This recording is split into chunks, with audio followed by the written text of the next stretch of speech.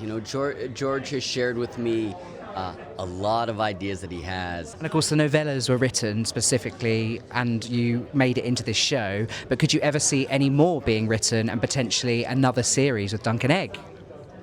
I would love that. You know, George has shared with me a lot of ideas that he has. He has a very secret document of 10, 11, 12 of these stories that take Dunk and Egg all the way through their lives. And, you know, that butts up right against the main series. And the music, I have to say as well, I liked how it was varied from the main Game of Thrones tune. So how did you get to the final point with that?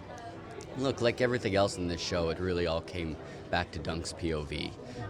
The music had to be a reflection of who he is as a person in this moment in time. And he's a simple guy, and he's unpolished, and he's not big and epic and orchestral like the original theme, which was perfectly fitting for Game of Thrones and for House of the Dragon. But for us, we needed something almost with a little sense of whimsy, which Dan Romer does better than anyone else in the whole world. And because Dunk is, to a certain extent, just a silly kid chasing a dream. This is a coming-of-age story as much as anything else. You know, he's setting off for the frontier, trying to become a knight.